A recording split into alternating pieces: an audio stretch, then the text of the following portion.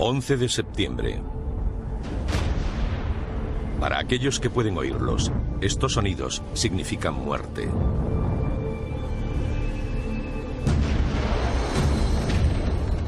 ...11 de septiembre de 1814. Estados Unidos está al borde de la aniquilación.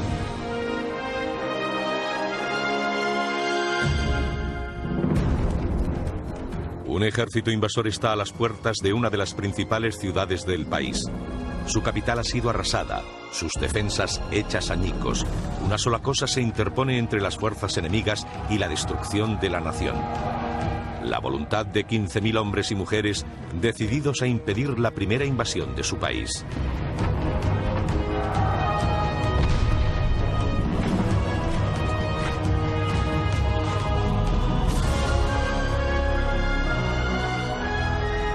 La Guerra Angloamericana de 1812. La Guerra de 1812 fue un acontecimiento extraño. Su lógica fue confusa, su ejecución mal dirigida. Se fijó para un año, pero duró 3.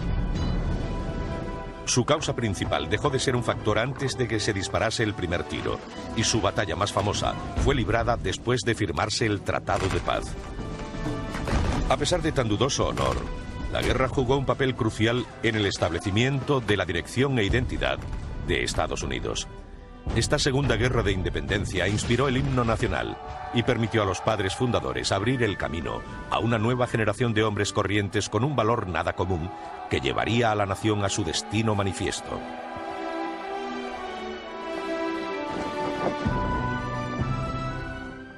La guerra de 1812 es importante porque dio a Estados Unidos una nueva posición en el mundo. Tuvo lugar 30 años después de la independencia y dio la oportunidad a su pueblo de demostrar al mundo entero que era verdaderamente independiente. La guerra de 1812 es un momento decisivo para este país. Es la primera gran guerra desde la de la independencia. ¿Podría sobrevivir a la prueba de resistencia, recuperación, determinación y unidad? Es la historia de una joven nación que, por la gracia de Dios y unos cuantos soldados y marinos, casi nunca tuvo la oportunidad de alcanzar la madurez. La guerra de 1812 es una historia sobre una nación en conflicto, tanto como de un enfrentamiento entre países. A comienzos del siglo XIX, Estados Unidos es una débil asociación de estados dispersos, limitada por tierras inexploradas por el oeste y kilómetros de océano por el este. Las comunidades aisladas están rodeadas de territorio hostil y desconocido. Los norteamericanos solo están unidos por la navegación. Pensamos que agricultores y pioneros se autoabastecían en aquella época, pero los pobladores estaban muy implicados en el comercio, incluso los granjeros. Uno de los grandes sectores laborales de la época era el comercio marítimo. La construcción de barcos, trabajar como marinos, todo ello constituía un enorme pilar de nuestra economía. Pero durante la mayor parte de la década ese estilo de vida estuvo al borde de la extinción. Gran Bretaña violaba continuamente los derechos marítimos norteamericanos en alta mar y, encabezando una larga lista de agravios, la recluta forzosa de norteamericanos por parte de la Armada Británica. En aquella época, los británicos libraban una importante guerra contra la Francia napoleónica y para mantenerla necesitaban recursos humanos para la Armada. Por ello, detienen barcos norteamericanos en alta mar y obligan a sus tripulantes a servir en la Marina. Miles de marinos británicos habían desertado a la Marina Mercante norteamericana en busca de mejores salarios. Y muchos de ellos incluso cambiaron de nacionalidad. Gran Bretaña no reconoce el derecho de sus ciudadanos a renunciar a la nacionalidad y, como respuesta, se sirven de su temible marina formada por 1000 naves. En 1807, el entonces presidente Thomas Jefferson había presionado al Congreso para aprobar la ley del embargo, que prohibía el comercio con el extranjero. Pero fracasó, perjudicando a los puertos estadounidenses más que al comercio británico. La ley fue revocada y los apresamientos continuaron. En el periodo de 6 años, que finaliza en 1810, reclutan por la fuerza a unos 5.000 marinos de barcos estadounidenses. Posteriormente se descubre que de estos, Alrededor de 1.300 son nacidos en Norteamérica. Cabe imaginar cómo afectó eso al orgullo nacional. Pero los reclutamientos reflejan una tensión mucho mayor y peligrosa entre los dos países, algo que nunca terminó realmente tras la Guerra de Independencia. Algunos comerciantes del Nordeste ven a los británicos como sus grandes aliados comerciales, pero otros norteamericanos son conscientes de la sensación de animosidad que hay entre los dos países durante décadas. Sabemos que los británicos ansiaban mantener algún control en el valle del Mississippi. Incitan a los indios, les ayudan, y los colonos norteamericanos sienten que los británicos son el motivo de que los indios les ataquen.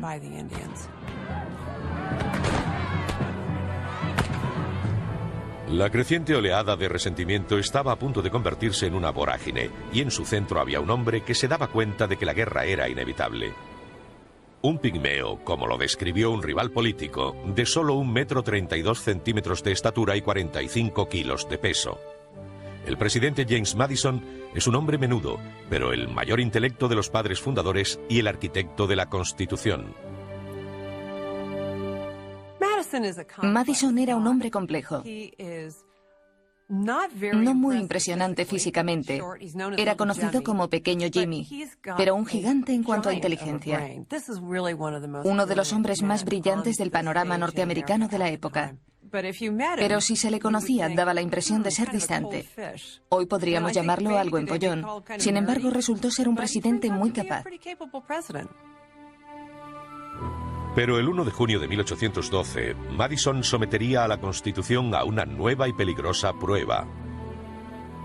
Este insólito comandante en jefe se convertirá en el primer presidente en pedir al Congreso que declare la guerra.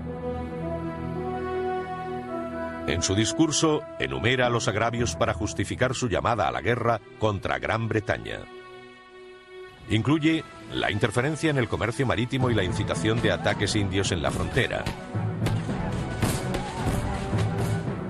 Pero el asunto que levanta la mayor indignación es el que encabeza la lista de Madison. Los barcos británicos han violado continuamente el pabellón estadounidense en el Concierto de las Naciones y han secuestrado a personas que navegaban bajo su protección. Derraman sangre norteamericana en aguas que se encuentran bajo nuestro control territorial. Pero no todo el mundo se une al grito de batalla de los halcones. Lo que había comenzado como una clara injusticia queda empantanado en intereses políticos y económicos. La convicción de Madison revela una profunda escisión en el joven país. Las regiones con conflicto de intereses están a punto de enfrentarse, dejando a Madison atrapado en medio. Madison pensó que el principal problema político era la oposición a la guerra en Nueva Inglaterra. Esta se oponía a la guerra, como se había opuesto a todas las restricciones comerciales que se habían estado imponiendo desde hacía 5 o 10 años, porque afectaba sus intereses económicos. Miembros del Congreso y del Partido Federalista de la oposición, originarios de Nueva Inglaterra, argumentan que esta guerra amenazaría su sustento basado en el comercio marítimo. Acusan al presidente de meter a Estados Unidos en un conflicto costoso e inútil. A pesar del caos que se apodera de Washington, el 18 de junio de 1812 el Congreso accede a la petición del presidente. A pesar de que todos los federalistas votan en contra, el señor Madison consigue su guerra. Para muchos sigue siendo una causa bastante impopular. Días después, se producen enfrentamientos entre manifestantes en las calles de Baltimore. Docenas de personas resultan heridas y muertas, pero para Madison no hay vuelta atrás. Percibe que el reclutamiento forzoso no es más que el comienzo de lo que podría ser una reconquista de la joven nación. La decisión de ir a la guerra es una batalla por la propia esencia de Estados Unidos. Como muchos, Madison sentía que si perdíamos, también perderíamos la independencia. Y los acuerdos de paz que posteriormente propondría Gran Bretaña cuando pensaba que estaba ganando la guerra, demostraban su intención de reclamar el territorio norteamericano. Irónicamente, el conflicto podría haberse evitado si la comunicación hubiese sido más rápida.